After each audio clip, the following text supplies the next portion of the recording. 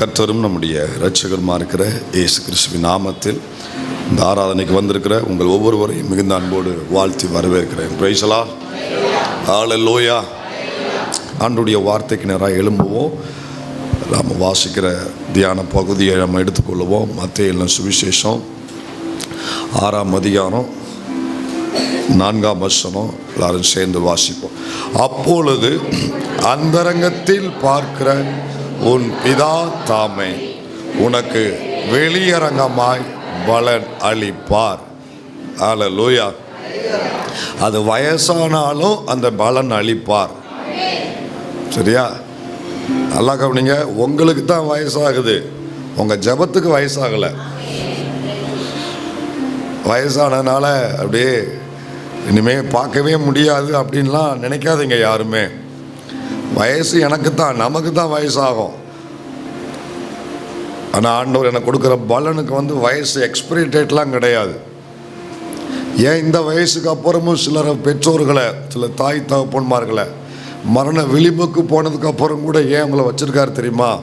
நீங்கள் பார்க்க வேண்டிய ஒரு பலன் ஒன்று இருக்கிறதுனால, பிதா தரக்கூடிய நீங்கள் பார்க்க வேண்டிய ஒரு பலன் இருப்பதுனால கர்த்தர் உங்களை வச்சிருக்கிறாரு. நம்புகிற பிள்ளைங்க கண்ணை மூடி கர்த்தரை ஸ்தோத்திரம் பண்ணுவோம். ஆண்டவர் நல்ல வாய் திறந்து துதிப்போம். நல்ல வாய் திறந்து துதிங்க. கொஞ்ச நேரம் நல்ல வாயால் ப்ரைஸ் பண்ணுங்க. எல்லா பக்கமும் எங்களுக்கு இருள் சூழ்ந்தாலும் எங்கள் பாதையை கர்த்தர் அறிந்திருக்கிறேன். யாரும் எங்களை பார்க்குறாங்களோ பார்க்கலையோ, கவனிக்கிறாங்களோ கவனிக்கல, அதை பற்றி எங்களுக்கு கவலை இல்லை. எங்களுடைய தேவன் எங்களை கவனிக்கிறீர். நீர் எங்களை பார்க்கிறீர். நாங்கள் எந்த நிலைமையில் இருக்கிறோங்கிறது நீர் எங்களை அறிந்திருக்கிறீர். அது எங்களுக்கு போதும் ஆண்டவரே.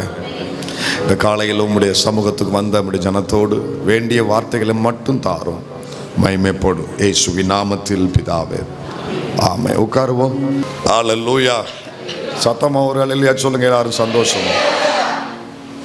நம்முடைய தேவன் யார் தெரியுமா? பலன் அளிக்கிறவர். அந்த பலன் ரகசியமாக இருக்காது, அது பப்ளிக்காக கொடுப்பார். வெளியரங்கமாக பலன் கொடுப்பார்.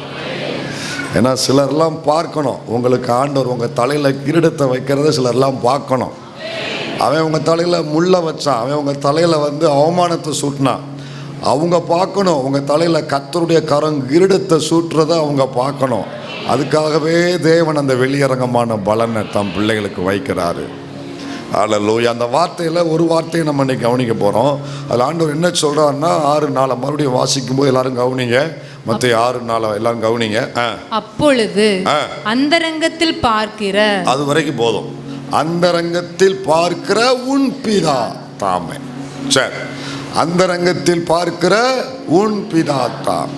இப்போ இந்த வசனத்தில் ஆண்டவர் செய்கிற 2 முக்கியமான வேலைகள் கண்டுபிடிச்சு கரெக்டாக சொல்லுங்க. இந்த வசனத்தில் ஆண்டவர் செய்கிற 2 முக்கியமான வேலைகள் உண்டு. கர்த்தர் செய்கிற 2 முக்கியமான வேலைகள் உண்டு. சொல்லுங்க கரெக்டா? அடுத்து ஆண்டவர் இந்த வசனத்துக்குள்ள 2 காரியங்களை தம்முடைய பிள்ளைகளுக்கு அவர் செய்கிறார். 2வது காரியம் என்ன அப்படின்னா பலன் அளிக்கிறார். நான் ரிவேர்ஸ்ல வாரேன், சரியா? 2வது காரியம் பலன் அளிக்கிறார். ஆனா அதுக்கு முன்ன கர்த்தர் என்ன செய்றாருன்னா பார்க்கிறார். பார்க்கிற தேவன் பலன் அளிக்கிறார்.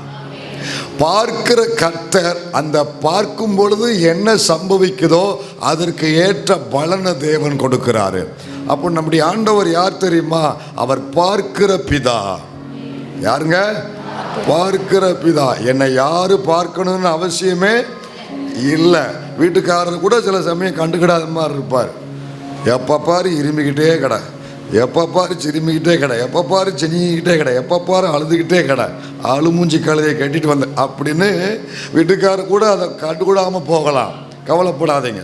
உங்கள் காரியங்களை எல்லாரும் பார்க்கணுன்னு நீங்கள் நினைக்கவும் கூடாது.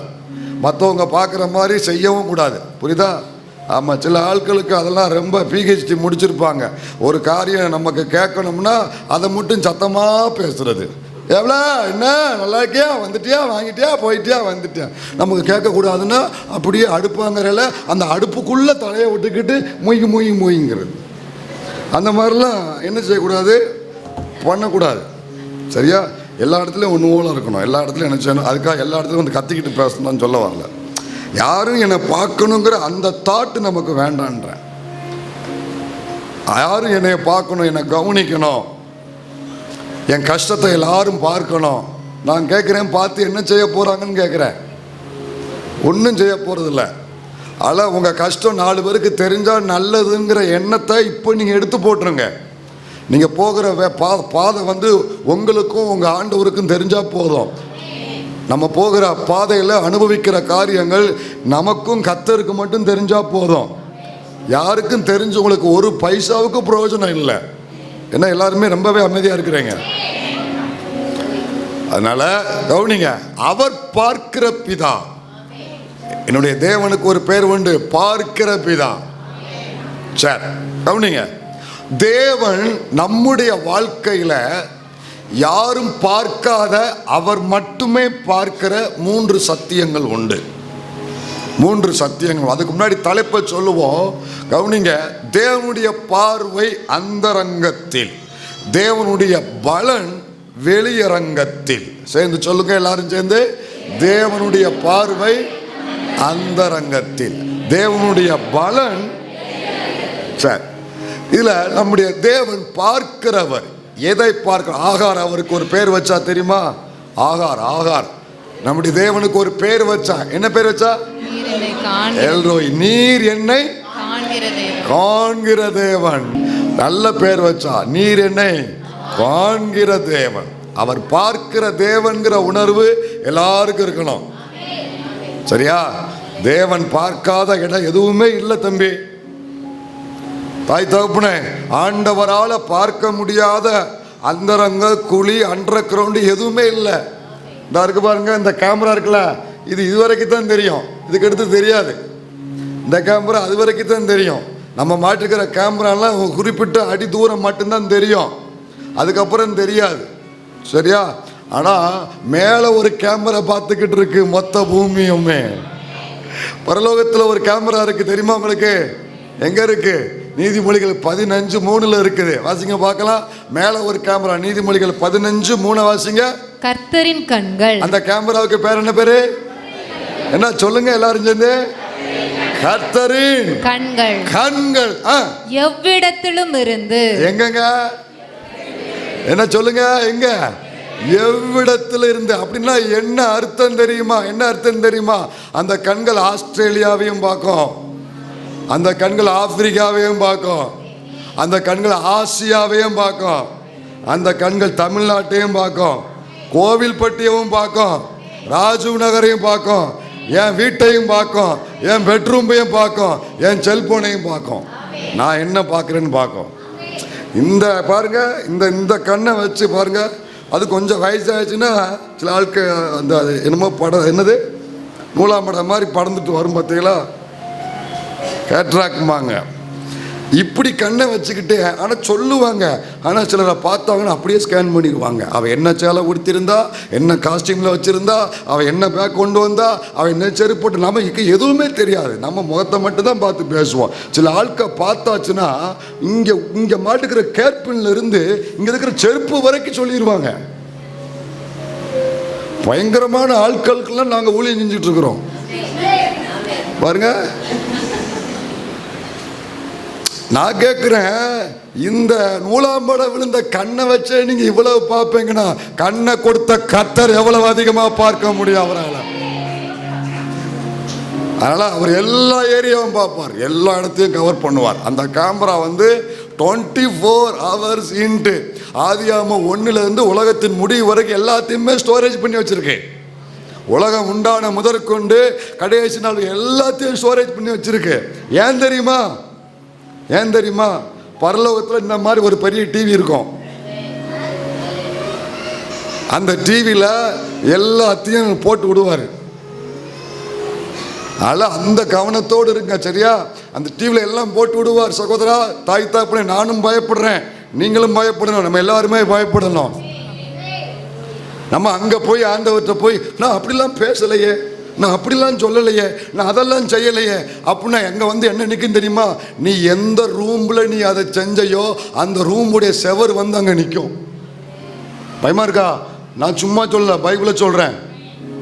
நீங்க எந்த ரூம்ல தங்கச்சி, நீங்க எந்த ரூமுக்குள்ள இருந்து நீ அந்த காரியத்தை செஞ்சையோ அதை அங்க ஆண்டவர் நியாயம் இருக்கும்போது விசாரிப்பாரு. இந்த நாள்ல இந்த நேரத்துல இந்த இடத்துல இப்படி செஞ்சல, ஏன் செஞ்ச கேட்கும்போது நான் அப்படி செய்யல pastor, Johny Johny yes papa eating, அந்த மாதிரி பாட்டு அங்க பாட முடியாது. எது செய்யல பாஸ்டர் நீ என்கிட்ட சொல்லலாம், செய்யலம்மா நான் செய்யலப்பா, உன் அம்மாட்ட சொல்லலாம், உன் அப்பாட்ட சொல்லலாம். ஆனா அங்க ஆண்டவர் ஒரு நாள் வச்சிருக்காரு பாருங்க, என் பேர் மட்டும் எழுதுவதற்கு ஒரு ஜீவ புஸ்தகம் உண்டு, நான் செஞ்ச செயலெல்லாம் எழுதுறதுக்கு ஒரு ஞாபக புஸ்தகம் உண்டு. அங்க போய் நின்று யாருமே நான் செய்யல சொல்லவே முடியாது. நீங்க சொன்ன நிமிஷத்திலேயே அந்த இடத்துல அந்த ரூம் வந்து நிற்கும். எதுக்கு நிற்கும்? இவ செஞ்சாங்கிறதுக்கு சாட்சி சொல்ல வந்து நிற்கும். என்ன பயங்கரம் இல்லையா? அதனால அந்த கேமரா எப்போதுமே ஆன்ல இருக்கு அப்படிங்கிற ஒரு பயம், ஒரு பக்தி, ஒரு புத்தி, ஒரு தெளிவு, ஒரு ஜாக்கிரதை கர்த்தர் நம்ம எல்லாருக்கும் தருவாராக. கண்ணை மூடி ஒரு நிமிடம் கேளுங்க. ஆசீர்வாதத்துக்கு மட்டும் ஜெபம் பண்றோம்ல, இதை கேளுங்க. ஆண்டவரே, நீர் பார்க்கிற தெய்வங்கிற உணர்வு எனக்கு இருக்கணும், என் கணவருக்கு இருக்கணும், என் மனைவிக்கு இருக்கணும், என் பிள்ளைக்கு இருக்கணும், என் மருமகளுக்கு இருக்கணும், என் மருமகனுக்கு இருக்கணும், என் பேர பிள்ளைக்கு இருக்கணும், என் முழு குடும்பத்துக்கும் தேவன் எப்பொழுதுமே பார்க்கிறவர் அப்படிங்கிற ஒரு உணர்வு இருக்க எங்களுக்கு உதவி செய்யுங்க ஆண்டவரே. புரியுதா உங்களுக்கு தம்பிகளா? புரியுதா? அப்பா அம்மா இல்லைன்ட்டு உங்க வீட்டில் ரிமோட் விளையாடக்கூடாது, செல்போன் விளையாடக்கூடாது. தேவன் பார்க்கிறாருங்கிற பயம் எப்பொழுது இருக்கணும். சரி, ஆண்டவர் நம்முடைய வாழ்க்கையில பார்க்கிற மூன்று நிலைகள், மூன்று காரியங்களை கர்த்தர் நம்முடைய வாழ்க்கையில பார்க்கிறார். முதல்ல அந்த குறிப்புகளை சொல்லிட்டு அப்புறம் ஒன்றன் பின் ஒன்றாக செய்திக்குள்ள போகலாம். 3 காரியங்கள். ஒன்று, நாம் இருக்கும் நிலைமையை கர்த்தர் பார்க்கிறார். நீங்கள் இருக்கும் நிலைமையை கர்த்தர் பார்க்கிறார். 2, என்னுடைய அந்தரங்கத்தை தேவன் பார்க்கிறார். 3, நாளைக்கு நான் என்னவா ஆக போகிறேனோ அதை கர்த்தர் அப்படி பார்க்கிறார். சரி, பரிச்சா சொல்லுங்க பார்க்கலாம், டக்கு டக்குன்னு சொல்லுங்க. 1, நாம் இருக்கும் சூழ்நிலை அல்லது நிலை எப்படின்னா வச்சுக்கோங்க, நம்முடைய சூழ்நிலையை கர்த்தர் பார்க்கிறார். 2வது, நம்முடைய அந்தரங்க சீக்ரெட் லைஃப் அதை தேவன் பார்க்கிறார். 3வது, நம்மை எப்படி மாற்ற போகிறாரோ அதை முன்கூட்டியே கர்த்தர் பார்க்கிறாரு. அந்த தேவனுக்கு உங்க உள்ளத்தின் ஆழத்திலிருந்து ஸ்தோத்திரம் படி. ஆண்டவரே, நீர் என்னை காண்கிற தேவன். கவனிங்க, வேதத்தில் இயேசு ஒரு சம்பவத்தை சொன்னார். ஒரு நியாயசாஸ்திரி ஆண்டவற்றை வந்து ஒரு கேள்வி கேட்கிறான். அவனை தன்னை பெரியவனாய் காண்பிப்பதற்காக, எல்லாம் தெரிந்தவனை போல அவன் வந்து ஒரு கேள்வியை கேட்கிறான். எனக்கு பிறன் யார் அப்படின்னு ஒரு கொஸ்டினை வைக்கிறான். அப்போ அதுக்கு ஆண்டவர் வந்து சில நேரத்தில் ஆண்டவருடைய பதில் ரொம்ப வித்தியாசமா ப்ராப்பர்ட்டிக்கலாக இருக்கும், ஞானமாக இருக்கும், ஷார்ப்பாக இருக்கும். சிலருக்கு பதிலே சொல்ல மாட்டார், சிலருக்கு என்ன செய்ய மாட்டார், பதிலே சொல்ல மாட்டார். சிலருக்கு கேட்கிற கேள்விக்கு இன்னொரு கேள்வியை பதிலாக கொடுப்பாரு. சிலருக்கு அவன் ஒரு கேள்வி கேட்டா ஒரு 10 வசனம் அடங்கிய ஒரு சம்பவத்தை ஆண்டவர் கொண்டு வருவார். எவன் என்ன மனநிலைமையில வாரானோ அவனுக்கு ஏற்ற பதில் ஆண்டவர் கொடுப்பார். அது ஒரு ப்ராப்பர்ட்டிக்கல் ஸ்பிரிட், அது ஒரு ஞானத்தின் ஆவி, அது ஞானத்தின் ஆவி. அப்படித்தான் ஆண்டவர் டீல் பண்ணார் எல்லாற்றையும். இங்க ஒரு நியாயசாஸ்திரி வந்து ஆண்டவர்கிட்ட ஒரு கொஸ்டின் பண்றான். அந்த கொஸ்டினுக்கு இயேசு ஒரு சம்பவத்தை விளக்கமாய், ஓமைய சம்பவம் அல்ல, அது ஒரு ஓமை. அந்த ஓமையை கவனிங்க. ஓமை அப்படின்னா என்ன அப்படின்னா, நாம் ஒரு சத்தியத்தை நாம் புரிந்து கொள்ளக்கூடிய ஒரு கதையின் மூலமாக விளக்குவதுதான் ஓமை. நாம் புரிந்து கொள்ள ஒரு சத்தியம் உள்ள இருக்கும். என்ன இருக்கும்? உள்ள சத்தியம் இருக்கும். சுசியம் சாப்பிட்ருக்கீங்களா? சாப்பிட்ருக்கீங்களா கேட்டேன். அது எப்படி அழகா உள்ள பாசி பருப்பு வெள்ளத்தை உள்ள வச்சு அழகா உள்ள வச்சு வெளியே அப்படி மாவுக்குள்ள உருட்டி போடுறாங்க பாருங்க. அதை மனசுல வச்சுக்கோங்க, அதை மனசுல வச்சுக்கோங்க. சத்தியம்னா என்னன்னா உள்ள சத்தியம் இருக்கும். என்ன இருக்கும்? சத்தியம் இருக்கும்.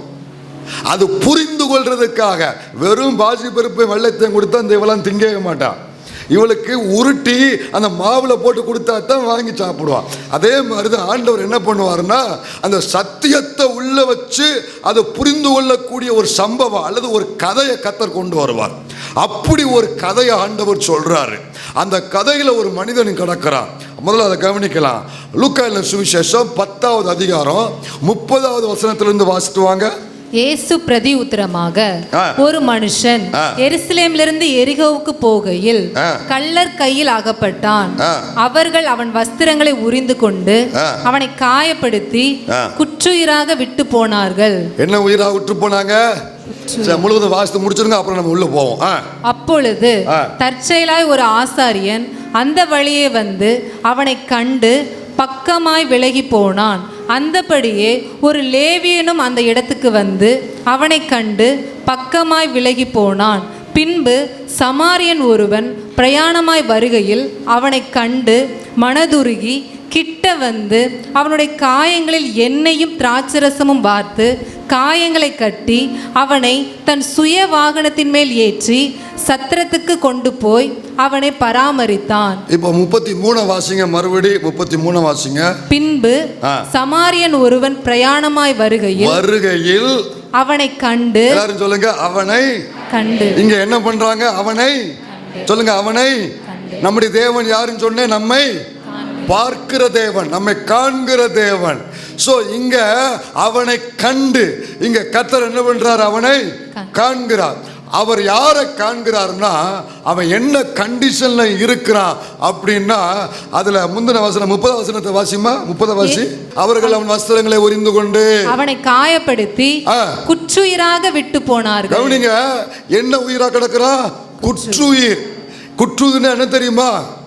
மரணத்துக்கும் வாழ்வுக்கும் இடையில தொங்கிக் கொண்டிருக்கிற ஒரு நிலைமை. மறுபடியும் சொல்றேன், வாழ்வுக்கும் சாவுக்கும் இடையில வாழவும் முடியல, சாகவும் முடியல. வாழ விரும்பின, ஆனா வாழ்றதுக்கு வழி தரல. சாக விரும்புற, அதுவும் பயமா இருக்குது. ரெண்டுக்கு இடையில மரணமும் வர மாட்டுக்கு, வாழ்றதுக்கும் வழியும் கிடைக்க மாட்டுக்கு. ரெண்டுக்கு இடையில தொங்கிக்கிட்டு இருக்கிற பாருங்க, அதுக்கு பேரு தான் குற்றுயிர். குற்றுயிராய் ஒரு மனிதன் கிடக்கிறான். வாழவும் அவனுக்கு வாய்ப்பு இல்லாம, மரணமும் வராம, ரெண்டுக்கு இடையில காயப்பட்டவனாக, எல்லாவற்றையும் இழந்தவனாக, அவன் சத்துருக்களால் வஸ்திரங்களை உரிந்து கொள்ளப்பட்டவனாக, அவன் வாழ்க்கையில இனிமே வாழவா சாகவான் தெரியாம அவன் சரீரம் சிதைக்கப்பட்டவனாக கிடக்கிறான். அவன் இருக்கிற சூழ்நிலையில சமாரியன் அவனை கண்டாரு. சமாரியன் அவனை கண்டாரு.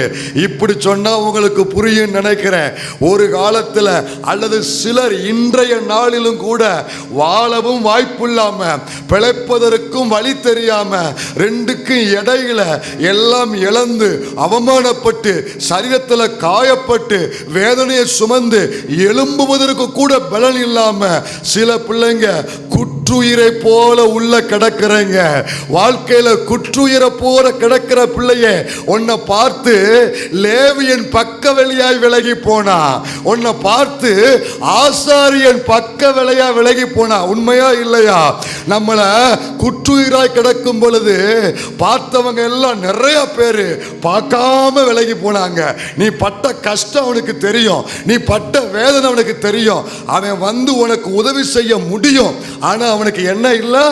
மனம் இல்லை. நல்லா கவனிங்க, சிலருக்கு உதவி செய்யறதுக்கு மனம் இல்லை, சிலருக்கு பணம் இல்லை. என்னது? சிலருக்கு உதவி செய்யறதுக்கு பணம் இருக்கு, அவனுக்கு என்ன இல்லை? மனசு இல்லை. ஆனா சிலருக்கு மனசு இருக்கு, அவன்கிட்ட என்ன இல்லை? பணமும் இல்லை. ஒன்னு சொல்லட்டுமா? எத்தனை ஆசாரியன் உன்னை பக்க வழியாய் விலகி போனாலும், எத்தனை லேவியன் உன்னை பார்த்து பார்க்காம விலகி போனாலும், எத்தனை பேர் வந்துட்டு இவனை பார்த்தா என்னத்தையாவது கேட்பான், இவனுக்கு ஏதாவது உதவி செய்யணும், அவன்கிட்ட இருக்கு. உன் பிரச்சனையை சால்வ் பண்ணக்கூடிய உதவிகள் அவன் கையில இருக்கு, ஆனா கொடுப்பதற்கு அவனுக்கு என்ன இல்லை? மனசு இல்லாம விலகி போனார்கள். ஒரு நல்ல செய்தி சொல்லட்டுமா? அன்றைக்கும் சரி, இந்த ஆராதனையும் சரி, குற்றுயிராய் கிடக்கிறவர்களை கண்டு அருகில் வருகிற ஒரு நல்ல சமாரியன் ஒரு நல்ல சமாரியன் என் இயேசு உண்டு. அதை நம்புற பிள்ளைங்க, என்னை தேடி வந்தவரே, என்னை தூக்கி விட்டவரே, குற்றுயிரில் கிடந்தவனே, என்னை தூக்கி சுமந்தவரே, வாய் திறந்து கர்த்தரை ஸ்தோத்திரம் என்று தேவ பிள்ளைங்க. அல்லேலூயா. குற்றுயிராய் கிடந்தது ஞாபகம் இருக்கா? ஞாபகம் இருக்கான்னு கேட்டேன். இல்ல பாஸ்டர், இன்னைக்கு அதே நிலைமையில இருக்கிறேன்னு அநேகம் இருக்கிறீங்களா? ஆசாரியன் வந்தான், விலகிட்டு போனான். அடுத்து லேவியன், ஆசாரியன் சீனியர் பாஸ்டர், லேவியன் அசன் பாஸ்டர். சீனியர் பாஸ்டர் வந்தான், அவரும் விலகிட்டு போனாரு. அசன் பாஸ்டர் வந்தாரு, அவரும் விலகிட்டு போனாரு. அந்த வழியா சமாரியன் வந்தாரு. ஒன்று தெரியுமா, இந்த பகுதியில் ஒருத்தர் எங்கிருந்து எங்க போறான்? எங்கிருந்து எங்க போறான்? அவனுடைய ஜர்னி எங்க? Jerusalem to Jericho. ஆக்சுவலாக இது தவறு. அதாவது இயேசு வந்து சரியா சொல்லியிருக்காரு, ஆனால் அவன் செய்த செயல் தவறு. கவனிங்க, எருசலேம் எல்லாருமே, நீங்களும் நானும் எரிகோவில் இருந்து இன்னைக்கு எருசலேமுக்குள்ள வந்திருக்கிறோம். கைதட்டி கர்த்தரை ஒரு மகிமைப்படுத்த பார்க்கலாம். எரிகோ உலகம், எரிகோ பாவத்துக்கு அடையாளம். எரிகோவில் இருந்து நம்ம இன்னைக்கு எருசலேமுக்குள்ள கர்த்தர் கொண்டு வந்தாரா இல்லையா? ஆலயத்துக்குள்ள கொண்டு வந்தாரா இல்லையா? ரட்சிப்புக்குள்ள கொண்டு வந்தாரா இல்லையா? அபிஷேகத்துக்குள்ள கொண்டு வந்தாரா இல்லையா? அவருக்குள்ள கொண்டு வந்தாரா இல்லையா? இங்க வந்தா எருசலேம் விட்டு போகக்கூடாது, எருசலேம் விட்டு போகக்கூடாது. ஆனா அவன் என்ன பண்றான்? எருசலேம்ல இருந்தவன் இப்ப எருசலேமை விட்டு எரிகோவுக்கு திரும்ப போறான். இவ்வளவு பயங்கரம் தேவப்பிள்ளையே. எருசலேமை விட்டு நீ விலகி போனா ஆபத்து பயங்கரம். வழியிலே கள்ளர்கள் இருப்பாங்க, பிசாசு இருப்பான், சத்துரு இருப்பான். எருசலேமை விட்டு மட்டும் போகாத. தேவனுடைய பாதத்தையும் வேதத்தையும் ஆலயத்தையும் சமூகத்தையும் பிரசன்னத்தையும் கிருபையையும் அபிஷேகத்தையும் ரட்சிப்பையும் விட்டு போகாத. எங்கேயும் இதை விட்டு போகாத. 1000 பேர் 1000 சொன்னாலும் இந்த ரட்சிப்பு உனக்கு கடைசி வரைக்கும் வேணும். அபிஷேகம் கடைசி வரைக்கும் வேணும். ஆலயம் கடைசி வரைக்கும் வேணும். தேவனுடைய வார்த்தை எனக்கு கடைசி வரைக்கும் வேணும். எருசலேம் எனக்கு வேணும்.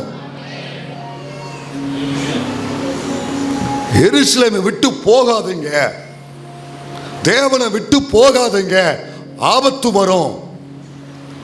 கள்ளர்கள் இருந்தாங்க. அந்த கள்ளர்கள் என்ன பண்ணுவாங்கன்னா அந்த நாட்களில் வந்து பிரயாணங்கள் எப்படி பண்ணுவாங்கன்னா, அந்த கள்ளர்கள் பாதிப்பு நிறைய உண்டு. திருடங்க வந்து அந்த காலத்திலே அவ்வளவு குற்றங்கள்லாம் நடக்கும். அதனால் என்ன பண்ணுவாங்கன்னா, பிரயாணப்படுகிறவங்க கூட்டம் கூட்டமாக சேர்ந்து போவாங்க. 5 பேர் 10 பேர் கூட்டமாக. இந்த கல்லப்பை என்ன பண்ணியிருப்பானா, ஒளிஞ்சிருப்பான். அந்த திருடர்கள் எல்லாம் ஒளிஞ்சிருப்பான். அந்த குறிப்பிட்ட இடத்துல கல்லர்கள் அதிகம் உண்டு. இன்னைக்கும் சில இடங்களில் சொல்லுவாங்க பார்த்தீங்களா, அந்த இடத்துல திருட்டு ரொம்ப போகுன்னு சொல்லுவாங்க. அதே மாதிரி அன்னைக்கு குறிப்பிட்ட இடத்துல கல்லர்களுடைய அபகரிப்பு நிலைமை அடிக்கடி நடக்கும். அப்போ அந்த பாறைக்கு அங்கிட்டு கல்லர்கள் ஒளிஞ்சிருப்பாங்க. எட்டி பார்ப்பான், தனியாக வாரானா கூட்டமாக வாரானான்னு. கூட்டமாக வந்தா என்ன பண்ணிடுவாங்க, அவன் ஒன்றும் செய்ய மாட்டான், அப்படி உள்ள மறைஞ்சிருப்பான், வரவே மாட்டான். ஆனால் எவனா தனியாக வந்தான்னு தெரிஞ்சிச்சுன்னு வைங்களேன், பிடிச்சிருவான். அவனை பிடிச்சி இருக்கிறத பறித்து அவனை கொன்னுட்டு தான் நிச்சயமா அவன் கடந்து போவான். இதுதான் இன்னைக்கு நடக்கக்கூடிய சம்பவம். அப்படின்னா அவன் எப்படி வந்திருக்கிறான்? தனியாக எதுக்கு தான் போவாங்க? பாவம் செய்ய தான் ஒருத்தன் தனியாக போவான். ஆராதிக்க தனியாக போக மாட்டான், கத்திரத்தோட தனியாக போக மாட்டான். கூட்டமாக, குடும்பமாக, நண்பர்களோடு, குடும்ப சகிதம் போவான். அப்போவே எருசலேமுக்கு போனால் குடும்பமாக வருவாங்க எல்லாரும், யூதர்கள் கூட்டமாக வருவாங்க. இவன் எருசலேமிலிருந்து எரிகோவுக்கு போகிறதுனால இவன் தனியாக போயிருக்கிறான் பாருங்க. கள்ளன் பிடிச்சி அடித்தான், எல்லாத்தையும் பறித்தான்.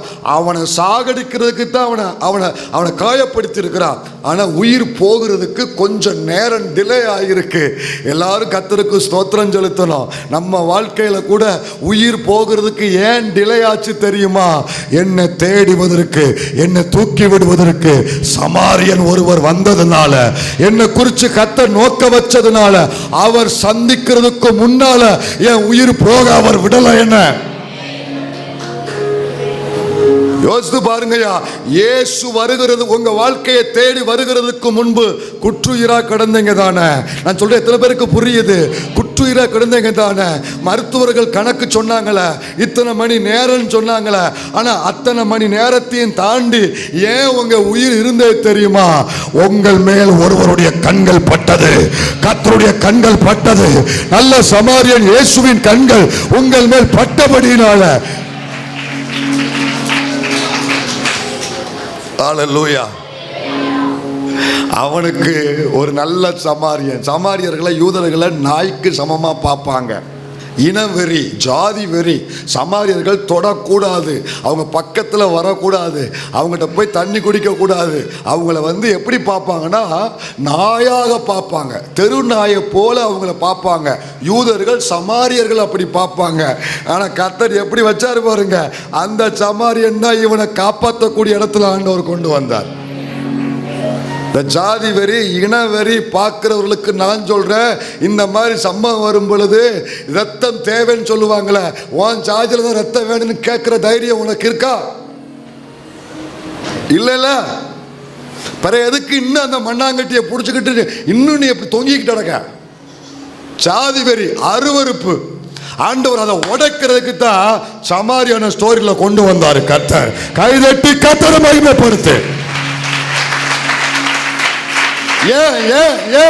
ஏன் ஆச்சாரியனை கொண்டு வந்தவர், லேவியனை கொண்டு வந்தவர், இன்னொரு கோத்திரத்துக்காரனை கொண்டு வர வேண்டிய அந்த ஸ்டோரியில் இன்னொரு அந்த கதாபாத்திரத்துக்கு சொல்லு, புரியுதா? 3 பேர் வராங்க. 2 பேரும் இஸ்ரவேல் வம்சத்தை சேர்ந்தவங்க. யாரு? லேவிய, ஆசாரியன். அதுக்கு இன்னொருத்தன் யூதா ஒருத்தன் வந்தான்னு சொல்ல வேண்டியன. பெஞ்சமின் கோத்திரம் வந்தா. ஏன் கர்த்தர் சமாரியனை கொண்டு வராருன்னா, அன்றைக்கு தலைவிரிச்சு ஆடுச்சு. என்னதான் ஆடுச்சு? இனவெறி தலைவிரிச்சு ஆடுச்சு. அதை உடைக்கிறதுக்காக கர்த்தர் உள்ள கொண்டு வந்தாரு. இங்க பாரு, நீ எதிர்பார்க்கிற ஓன் ஜாதி ஏன் ஜாதி அல்ல. அவருடைய பார்வையில் உயர்ந்த ஜாதி யார் தெரியுமா? இந்த தெய்வத்தை பற்றி கொண்டிருக்கிற, இந்த கர்த்தரை சமீபமாய் கொண்டிருக்கிற அவர்கள் தான் உயர்ந்த ஜாதி. எல்லாரும் ஆமென் சொல்லி, ஆண்டவரே என்னை கொண்டு வந்தீரே உமக்கு ஸ்தோத்திரம். கர்த்தரை இவ்வளவு சமீபமாய் கொண்ட ஜாதி இருக்குல்ல, அதை தவிர வேற பெரிய ஜாதி இல்லை. ஹல்லேலூயா. அந்த மாதிரி சிந்தனைகள் இருந்தா எடுத்துருங்க. அது கர்த்தருக்கு பிடிக்காதது. இளம் தலைமுறையில் சொல்றேன், நீ ஒரு ஒரு ஒரு ஒரு உன்னுடைய தலைமுறையில் உனக்கு வரப்போகிற பிள்ளைகள், உன் பெற்றோர்கள் உனக்கு கடத்தின இந்த அருவருப்பை நீ உன் பிள்ளைகளுக்கு கடத்தக்கூடாது. அவ ஒருத்தி இவ ஒருத்தி 3 பேர் தான் சொல்லியிருக்கேன் ஆமேன்னு. மறுபடியும் சொல்றேன், புரியலையோ? உன்னுடைய முற்பிதாக்கள் உனக்கு உன் இருதயத்தில் உன் சிந்தனையில் வச்ச இந்த அசுத்தத்தை உன் சந்ததிக்கு நீ கொண்டு போகக்கூடாது. உன் சந்ததியோட இதை நீ உடைச்சு எரிஞ்சிடணும். உடைச்சு எரிஞ்சிடணும். இவங்க இப்ப எல்லாருமே பரிசுத்த ஜாதின்னு வேதம் நம்ம எல்லாரையும் குறித்து சொல்லுகிறது. பரிசுத்த ஜாதி. வானத்துங்கில 2 ஜாதி உண்டு. ஒன்று பாவத்து செய்கிற உலக ஜாதி, பாவ ஜாதி. இன்னொன்று தேவனை ஆராதிக்கிற, மெய் தெய்வத்தை சேவிக்கிற பரிசுத்த ஜாதி. இப்போ அந்த சமாரியன் வந்தாரு, தொட்டாரு, தூக்குனார். எனக்கு என்ன ஆச்சரியம்னா, அந்த சமாரியன் வேற ஏதோ வேலையா போறாரு. அவர் வேலையை நிறுத்துறாரு. அவர் வேலையை நிறுத்தி அவர் வாகனத்துல இருந்து இறங்குறாரு. அவருக்குன்னு வச்ச திராட்சை ரசம், அவருக்குன்னு வச்ச எண்ணெய், அவர் டிராவலுக்கு குடிக்கிறதுக்கு திராட்சை ரசம், அவருக்கு வேண்டிய எண்ணெய் பூசுறதுக்கு எண்ணெய், அவருக்குன்னு வச்சதை அவனுக்கு கொடுத்தாரு. ஒன்று தெரியுமா? அவருக்குரியதை எனக்கு கொடுத்ததுனால குற்றுயிராய் கடந்த நான் இன்னைக்கு பிழைச்சிருக்கிறேன். அவருக்குரியதை எனக்கு கொடுத்ததுனால இன்னைக்கு நான் பிழைச்சிருக்கிறேன். அதோட விட்டுட்டு போகல, தூக்கி தன் வாகனத்தில் ஏற்றி சத்திரத்தில் சேர்த்து அவனுக்கு அமௌண்ட் கொடுத்து கவனித்துக்கொள், திரும்ப வருவேன் சொன்னது போலவே உங்களை என்னையும் குற்றுயிராய் கிடந்த நம்மை நல்ல சமாரியன் இயேசு என்னை 98 செப்டம்பர் 27 மதியம் 11:30 மணி அளவில் தேடி வந்தது போல உங்கள் ஒவ்வொருவரையும் தேடி வந்து அவர் இரத்தத்தினால் உங்களை மீட்டெடுத்து அவர் கரத்தில் ஏந்தி சுமந்து அவர் சபை சேர்த்து திரும்ப வரப்போகிறார்ல. ஹல்லேலூயா. ஆண்டவர் என்ன சொல்றாருன்னா, குற்றுயிராய் கிடந்தவனை அவர் கண்டார். இங்க இருக்கிற தேவ பிள்ளைகள் சிலர் குற்றுயிராய் வாழவும் முடியாம சாகவும் முடியாம ரெண்டுக்கும் இடையில சில பிள்ளைங்க போராடி கொண்டு இருக்கிறீங்க. இந்த ரெண்டுக்கு இடையில என்ன செய்யனே தெரியல, எல்லா முயற்சியும் எடுத்தாச்சு, இதுக்கப்புறம் வாழவா சாகவாகிற ஒரு மனநிலைமையில குற்றுயிரை போல கிடக்கிற தேவ பிள்ளையே, உன்னை நல்ல சமாரியன் காண்கிறார். நீ இருக்கிற சூழ்நிலைய கர்த்தர் அறிகிறார். நீ இன்னைக்கு என்ன சூழ்நிலையில யார் இருக்கிறீங்களோ அதை கர்த்தர் பார்க்கிறாரியா. அவர் பார்வைக்கு வித்தியாசம் இருக்கு. ஆசாரியன் மாதிரி அவர் பார்க்க மாட்டாரு, லேவியன் மாதிரி அவர் பார்க்க மாட்டாரு. அவர் எப்படி பார்ப்பார் தெரியுமா? உதவி செய்ய வேண்டும் நோக்கத்தில் பார்ப்பாரு. அவர் அப்படித்தான் பார்ப்பாரு. பார்க்காம நிறைய பேர் விலகி போன மாதிரி கர்த்தர் அப்படி நம்ம விட்டு விலகி போக மாட்டாரு. எனக்கு உதவி செய்யும் நோக்கத்தில் உங்களை பார்க்கிறாரு. இந்த காலை ஆராதனையில் இங்க இருக்கிற பிள்ளைங்கள் யாரெல்லாம் அவர்களை அந்த மனிதனை போல குற்றுயிராய் கிடக்கிறாயோ, உன்னை ஒரு கண் பார்க்கிறது. நீ இருக்கிற சூழ்நிலையை கர்த்தர் பார்க்கிறாரு, உனக்கு உதவி செய்யும்படி பார்க்கிறாரு.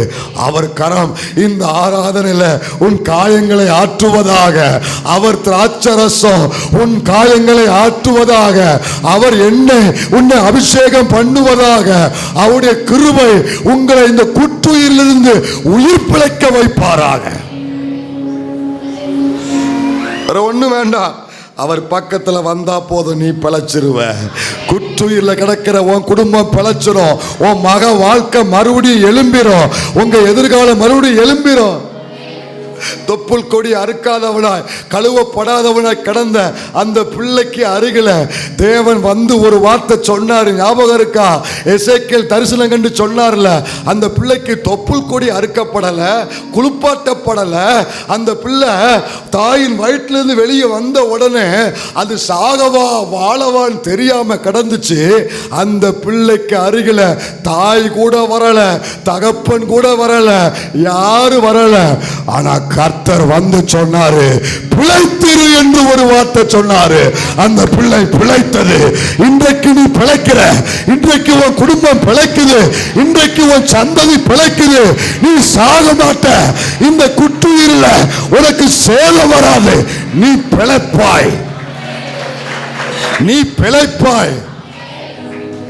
தேவ பிள்ளையே, யாருன்னு தெரியல, ஆண்டவர் உன்னை பார்த்து சொல்றாரு, நீ பிழைப்பாய்.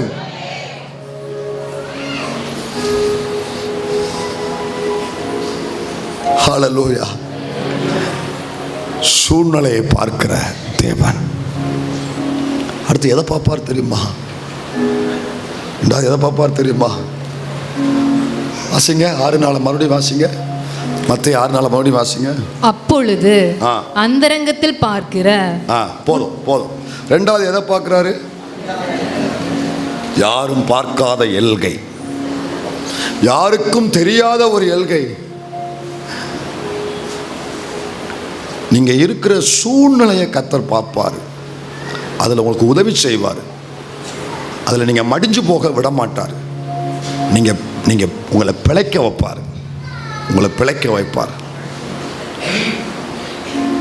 ரெண்டாவது, நம்முடைய தேவன்கிட்ட ஒரு பார்வை உண்டு. அந்தரங்கம், யாருக்கும் தெரியாத அந்தரங்கம், இன்னர் லைஃப். அந்த அந்தரங்கத்தை ஆண்டவர் பார்க்கிறார். தம்பி, கர்த்தர் பார்க்கிறார். சங்கீதக்காரன் சொல்லுவாரு, கவனிங்க, என் கருவை சொல்லுங்க, என் கருவை. இன்னைக்கு ஸ்கேன்ல இருந்து பார்த்துருந்தாங்களே, இன்னைக்கு ஸ்கேன் எடுத்து பார்த்துருந்தாங்களே. சரி, இப்போ நான் அதுக்கு பதில் சொல்றேன். சங்கீதக்காரன் சொல்றாரு, இந்த கருவை வந்து யாருமே பார்க்க, பிறக்கிற வரைக்கும் யாரும் பார்க்க முடியாது. யாரும் பார்க்காத அந்த அந்தரங்கத்தை கர்த்தர் பார்க்கிறாராம். என் கருவை உன் கண். இன்னைக்கு விஞ்ஞானத்தில் சொல்லலாம், ஐயா ஸ்கேன் எடுத்து ஸ்கேனில் கூட பார்த்துருந்தாங்களா? சரி, அந்த அப்படி. ஆனால் சங்கீதக்காரன் சொல்லுவார், கொஞ்சம் ரிவேர்ஸில் அந்த 139 நாளுக்கு வாங்க. நாளில் என்ன சொல்லுவார் தெரியுமா? என் நாவில் சொல் பிறவாததற்கு முன்னே இதோ கர்த்தாவே அதை எல்லாம் நீர் அறிந்திருக்கிறீர். கை உயர்த்தி எல்லாரும் சேர்ந்து ஹல்லேலூயா. இதை எந்த ஸ்கேனாவது எடுக்க கண்டுபிடிக்க முடியுமா, பார்க்க முடியுமா? நாவில் சொல் பிறவாவதற்கு முன்பு நான் என்ன கவனிங்க, நான் பேசுனதுக்கு அப்புறம் தான் உங்களுக்கு நான் என்ன பேசுறேன்னு தெரியுது. இப்போ நான் பேசுறதுக்கு முன்னால என் நாவில் என்ன நான் வார்த்தை இருக்குன்னு உங்களுக்கு கண்டுபிடிக்க முடியுமா? ஆனால் இந்த தேவன் யார் தெரியுமா? நாவில் சொல்லு பிறவாவதற்கு முன்பு அதில் என்ன வார்த்தை வரப்போகுதுன்னு அவர் அந்த அந்தரங்கத்தை பார்க்குறாரு. இன்னும் ஒருபடி போய் சொன்னா 2ஆம் வசனம் வாசி. அதிலே என் உட்காருதலையும் என் எழுந்திருக்கிறதையும் நீர் அறிந்திருக்கிறீர். என் நினைவுகளை எல்லாரும் என் நினைவுகளை தூரத்திலிருந்து அறிகிறீர். எண்ணங்கள் ஏக்கங்கள் எல்லாமே அறிந்திருக்கின்றீர். எண்ணங்கள் ஏக்கங்கள் எல்லாமே.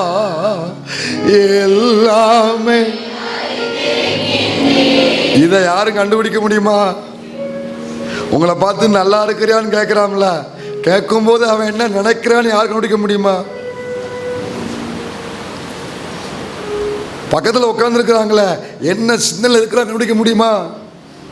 இது யாரும் தெரியும். அதனால தான் நம்ம உட்காந்துருக்கோம். அதனால தான் பார்த்து எல்லார்ட்டையும் பழகிக்கிட்டு இருக்கிறோம். இந்த உள்ள இருக்கிறதெல்லாம் தெரியாமல் இருக்கிறதுக்காக கர்த்தருக்கு ஸ்தோத்திரம். அந்த தைரியத்தில் இருக்காதீங்க, அவருக்கு எல்லாம் தெரியும். புரியுதா? என் நினைவு அவருக்கு தெரியும், என் நாவின் வார்த்தைகள் அவருக்கு தெரியும், என்னுடைய வாழ்க்கையின் சகல அந்தரங்கமும் இந்த தேவனுக்கு தெரியும், அவர் அறிவார். நீங்க எல்லாரையும் ஏமாத்திடலானுங்க, எல்லாரையும் ஏமாத்திடுவேன், ஆனா இந்த தேவனை ஏமாற்ற முடியாது. அவர் அந்தரங்கங்களை பார்க்கிற கர்த்தர். இதை நம்புற பிள்ளைங்க, ஆண்டவரே என் அந்தரங்கம் உமக்கு முன்பாக வெளியரங்கமா இருக்கிறது. இந்த பைபிளில் ஒரு மனுஷன் உண்டு, அடுத்தவன் திராட்சை தோட்டத்துக்கு ஆசைப்பட்டான்ல, அவன் பேர் என்ன பேருங்க? ஆகாப். இந்த திராட்சை தோட்டத்துக்கு ஒருத்தர் ஆசைப்பட்டான், அவன் பேர் ஆகாப்பு. யாருடைய திராட்சை தோட்டத்துக்கு ஆசைப்பட்டான்? நாபோத்தின் திராட்சை தோட்டத்துக்கு ஆசைப்பட்டான். கவனிங்க, எப்பொழுதுமே நல்ல சிந்தை, கர்த்தருக்கு பிரியமான சிந்தை என்ன தெரியுமா? எனக்கு ஆண்டவர் கொடுத்திருக்கிற வீடு எனக்கு போதும். இங்க ஒரு 5, அங்க ஒரு 5, நடுவில் 5, 15 பேர் தான். எனக்கு கர்த்தர் கொடுத்திருக்கிற வேலை போதும், எனக்கு வர்ற மாச சம்பளம் போதும், எனக்கு என் பிள்ளை எனக்கு போதும், என் குடும்பத்தில் இருக்கிற ஆசீர்வாதம் எனக்கு போதும். இப்படி இருக்கணும். அவன் வாங்குறானே, அவன் கட்டுறானே, அவன் போறானே, அப்புறம் நீயும் போக போற. புரியுதா? அதனால் எனக்கு கர்த்தர் கொடுத்துக்கிற பைக்கு எனக்கு போதும். அது கடவுடா கடவுடா கடவுடா கடவுடா தான் இருக்கும். ஆண்டவரே உமக்கு தோத்துறவன் தோத்துறவன் தோத்துறவன் தோத்துறவங்க. சரியா?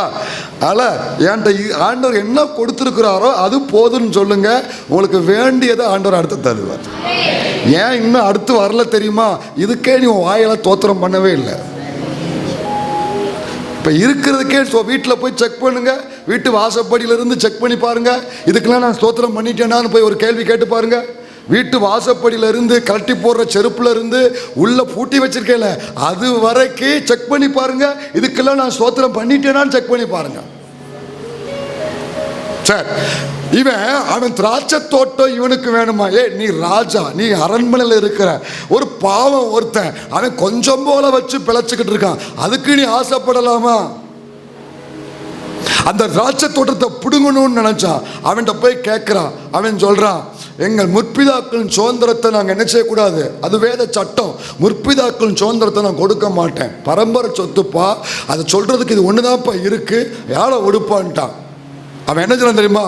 போய் மனைவிட்ட போய் ஒப்பாரி வைக்கிறான். ஐயா கவனிங்க கவனிங்க, குப்புற விழுந்தாலும் நீங்க இருங்க, நம்ம மீசை வச்சுருக்கோமா, நீங்க பேசிட்டு இருக்கேன் சொல்லுங்க. குப்புற விழுந்தாலும் அப்படி வீட்டுக்குள்ள போய் ராஜா மாதிரி போயிட்டு ராஜா மாதிரி வரணும்.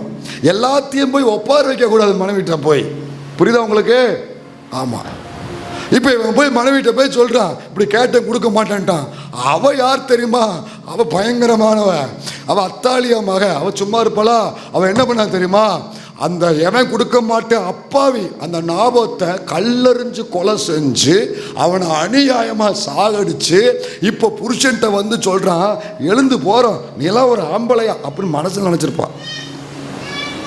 அப்படின்னு மனசில் நினச்சிருப்பான். நீலாம் ஒரு ஆம்பளையா, ஒரு ராஜாவாக இருந்துக்கிட்டு ஒரு பையன் சொன்னான்னு இப்படி மூசுன்னு அழுதுகிட்டு இருக்கிய. இப்போ சொல்கிறதா நான் சொல்கிறது ஏன் சொன்னது புரியுதா? போய் அழக்கூடாது, போய் என்ன செய்யக்கூடாது, அழக்கூடாது. அழும்போது ஒரு மாதிரி அவங்களை தடை விடுவாங்க. அதுக்கப்புறம் உள்ள அவன் இங்கே சொல்லலை, அவன் நினச்சா யாரு, ஏசப்பேல் நினைச்சா, நீலாம் ஒரு ஆம்பளையா, எந்திரிச்சு போகிறோம், நீர் செய்ய வேண்டிய வழியை நான் செஞ்சு முடிச்சுட்டேன், போய் அவன் செத்து போயிட்டான், திராட்சை தோட்டத்தை எடுத்துக்கொள்ளும் அப்படின்னா. இப்போ ஆகா புறப்பட்டு போகிறான். ஆண்டவருக்கு ஸ்தோத்திரம். நேரம் இருந்ததுன்னா இருந்தால நேரம் எடுத்து வீட்டில் போய் இந்த இப்போ எடுக்கக்கூடாது, எனக்கு டைம் இல்லை. 1 ராஜாக்கள் 20, 21 இந்த அதிகாரங்கள்லாம் நீங்கள் வாசித்து பார்க்கணும். வாசித்து பார்த்து அந்த சம்பவம் உள்ளே இருக்குது. கவனிங்க, அந்த திராட்சை தோட்டத்தை அநியாயமாய் கொலை செஞ்சு அவன் திராட்சை தோட்டத்தை எடுக்கும்படி, அதாவது நாபத்தை கொலை செஞ்சு அவனுடைய அந்த சொத்தை அபகரிக்கும்படி எழும்பி புறப்பட்டு போகிறானா. அவன் எழும்புறான். அவன் அரண்மனையில் எழும்பும் பொழுது அடுத்த வசனம் சொல்லும், கர்த்தர் எலியாவிடத்துல ஆண்டவர் சொல்லுவாரு, எலியாவே நீ எழும்புமாறு. அந்த வசனம் வாசிக்கும் போல என் உடம்பு புல்லரிக்கும். முதல் வசனத்துல ஆகாப்பு எழும்புவான். அடுத்த வசனத்துல கர்த்தர் வந்து சொல்லுவாரு எலியாவை பார்த்து, நீ எழும்புமாறு. ஏன் தெரியுமா? என்னுடைய மகன் அநியாயமாய் கொலை செய்யப்பட்டிருக்கிறான், அவனுக்குரியதை இந்த ஆகாப் அபகரிக்கும்படி எழும்பி வாரான். இப்போ அதை தடுப்பதற்கு அவன் நாபோத்து என் பிள்ளை இல்லை, ஆனா அவன் ஆராதிச்ச தேவன் நான் இருக்கிறேன், அவன் சார்பில் நான் இருக்கிறேன், அவனுக்காக பேச நான் இருக்கிறேன், அவனுக்காக செயல்பட நான் இருக்கிறேன், நீ எழும்பு. உங்களுக்காக உங்க சார்பில் நின்று பேசுவதற்கு ஒரு சொந்தக்காரனும் இல்லாவிட்டாலும், ஒரு இரத்த உறவு இல்லாவிட்டாலும், உன்னை ரத்தம் சிந்தி மீட்டெடுத்த இந்த கர்த்தர் உன் சார்பில் நின்று உனக்காய் கர்த்தர் எழும்புவாரு, உனக்காய் கர்த்தர் எழும்புவாரு. தேவ பிள்ளையே, அவன் போய் திராட்சை தோட்டத்தை எடுக்கலான்ட்டு போவான். பின்னால hi Ahab how are you அப்படின்னு சத்தம் கேட்கும். அங்கே இருக்கான்னு கேட்காதீங்க, அது ஏன் தியானம். அவன் போய் எடுக்க போவான். பின்னால ஹவ் ஆர் யூ அப்படிம்பா. இப்போ இந்த ஆகாப்பு போகும்போது கவனிங்க, இந்த நாபோத்தை கொலை செஞ்சது நான் தான் கொலை செஞ்சேன்னு யாருக்கும் தெரியாது. திராட்சை தோட்டத்துக்காகத்தான் அவனை கொலை செஞ்சேன்னு யாருக்கும் தெரியாது. இப்போ திராட்சை தோட்டத்தை எடுக்க போறேன்னு யாருக்கும் தெரியாதுன்னு உள்ள போனா அங்க வந்து நின்னா எலியா. உடனே திரும்பி பார்த்த உடனே பகீர்னாச்சு. இந்த சில சம்பவத்தை நல்லா பிளான் பண்ணி செஞ்சு பக்கத்தில் நெருங்கி போகும் பொழுது யாரு கண்ணில் படக்கூடாதோ அவங்க கண்ணில் பட்ட உடனே அப்படி இருதயம் வெளியே வந்துட்டு போகும் தெரியுமா? இருதயம் வெளியே வந்துட்டு போகும் தெரியுமா? அந்த மாதிரி அவனுக்கு உடம்பெல்லாம் வேர்த்து இவன் வந்துட்டான். அப்ப அவன் சொல்லுவா, என் பகைங்கனே என்னை கண்டுபிடித்தாயோ அப்படிம்பா. நான் கண்டுபிடிக்கிறது இல்லை, நீ செய்த செயல் அத்தனை அந்தரங்கத்தில் செஞ்சாலும் கர்த்தர் அதை பார்க்கிறாரு. அந்தரங்கத்தில் நீ செஞ்ச அநியாயத்தை, நீ செஞ்ச அக்கிரமத்தை கர்த்தர் பார்க்கிறாரு. 2 காரியத்தை நான் சொல்ல விரும்புறேன். தேவ பிள்ளைகளா இருக்கிறதுனால அந்தரங்கத்தில் நமக்கு அநியாயம் சிந்த, அக்கிரம சிந்த நமக்கு இருக்கும் என்றால் அதை கர்த்தர் பார்க்கிறாங்கிற பயம் நமக்கு இருக்கணும். 2வது ஒரு காரியம், எனக்கு விரோதமாக யார் அந்தரங்கமா, உங்களுக்கு விரோதமாக யார் யார் கூட்டம் போட்டு அந்தரங்கமா அநியாயம் செஞ்சாலும், நீங்க பார்க்க முடியாவிட்டாலும், நீங்க போய் கேட்க முடியாவிட்டாலும், அந்த அந்தரங்கத்தை கர்த்தர் பார்க்கிறாரு. தேவனை வெளிக்கு கொண்டு வருவாரு, வெளியே கொண்டு வருவாரு. உன் சார்பில் தேவன் செயல்படுவாரு. ஏன்னா அவர் அந்தரங்கத்தை பார்க்கிற கர்த்தர். என் கூட சேர்ந்து சொல்ல விரும்புறவங்க மட்டும் சொல்லுங்க, என்னுடைய தேவன் என்னுடைய அந்தரங்கத்தையும் பார்க்கிறார். எனக்கு எதிராக செய்யப்பட்ட அநியாயங்கள் அந்தரங்கத்தில் நடந்தாலும் அந்த அந்தரங்கத்தையும் பார்க்கிறார். புரியுதா உங்களுக்கு? புரிஞ்சவங்க மட்டும்.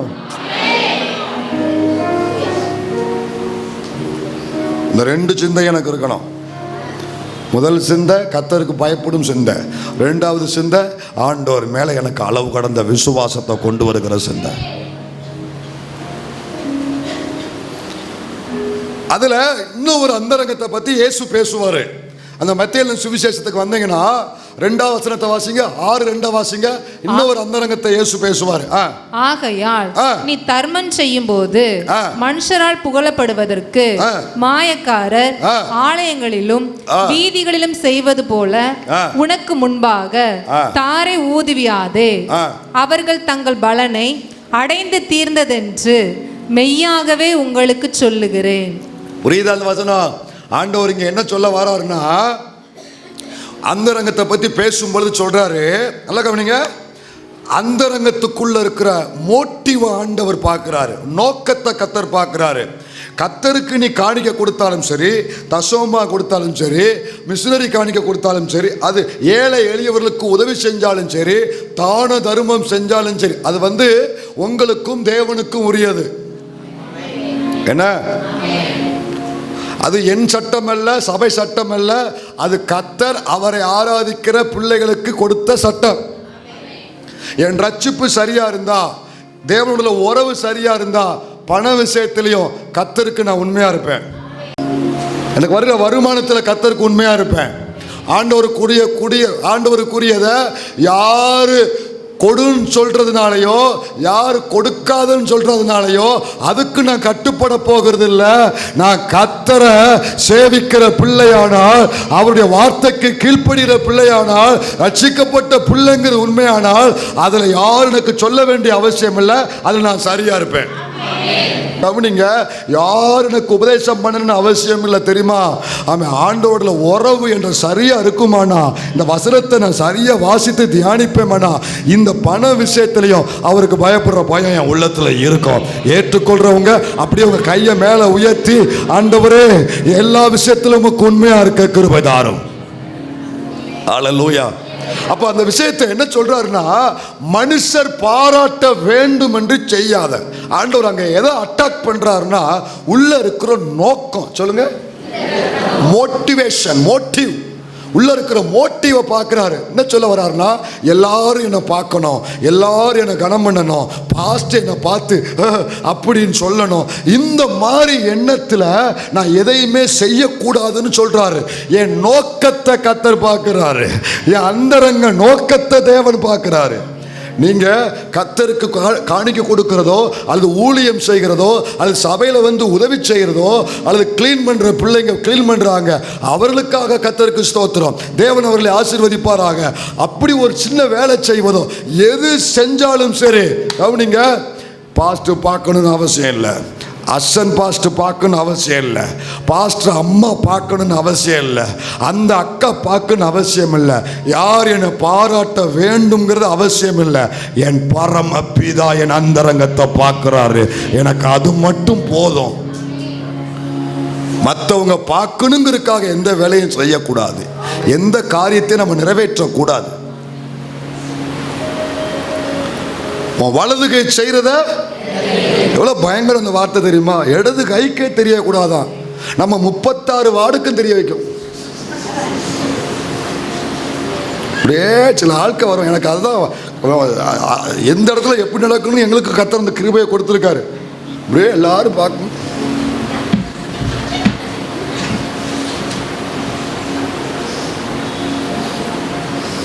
வலது கை செய்த ஏன் இடது கைக்கே தெரியக்கூடாதான், ஒரே சரீரத்தில் இருக்கிற இன்னொரு அவயத்துக்கு தெரியக்கூடாது, தெரியுமா உங்களுக்கு?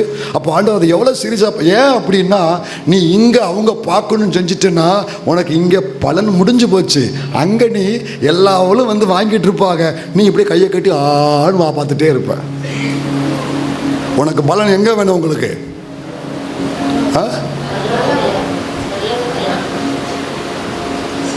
புரியுதா?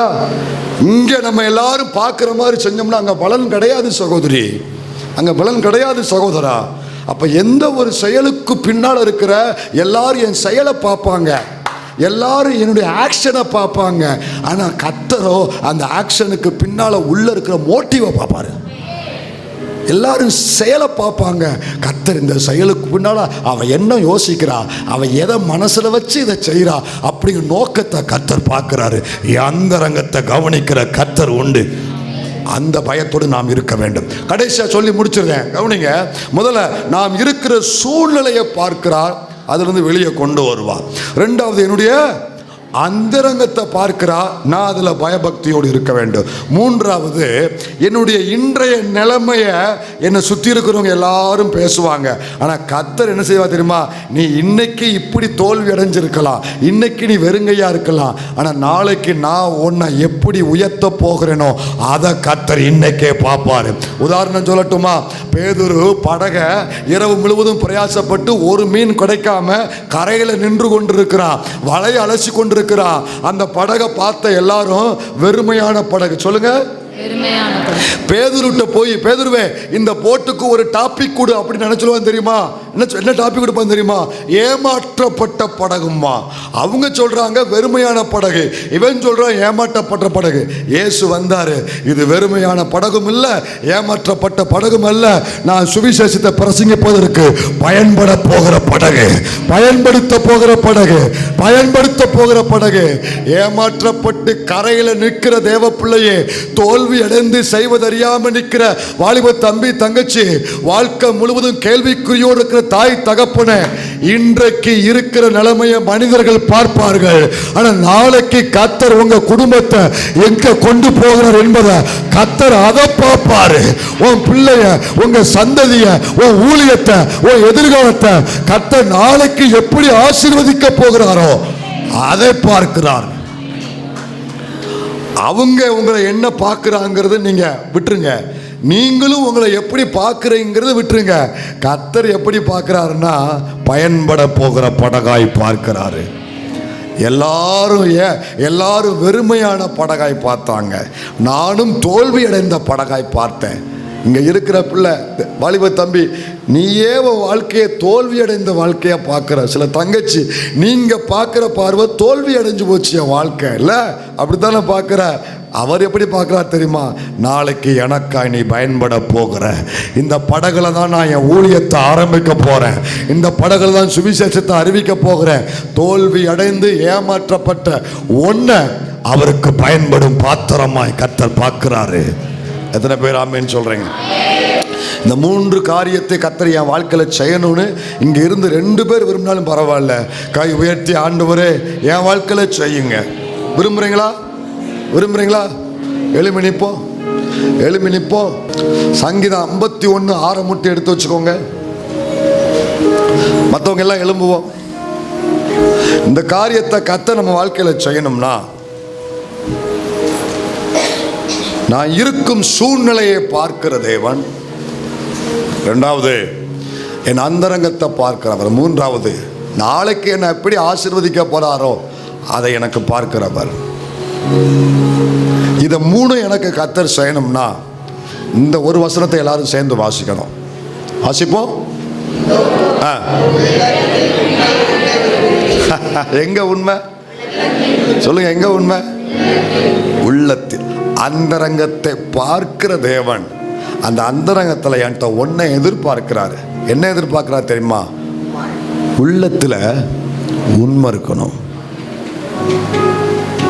உள்ளத்தில் மாய்மாலம் இருக்கக்கூடாது, மாய்மாலம் இருக்கக்கூடாது.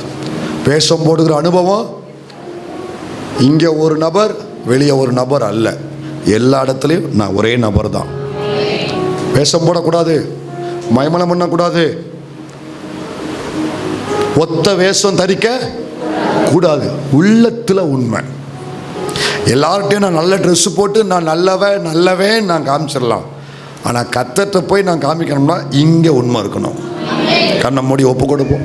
இந்த ஒரு காரியத்துக்கு எல்லாரும் ஒப்பு கொடுங்க, மற்ற 3ஐயும் கர்த்தர் செய்வார். ஜெபம் பண்ணணும், எல்லாரும் ஜெபம் பண்ணணும், இல்லை வாய் திறந்து ஜெபம் பண்ணணும்.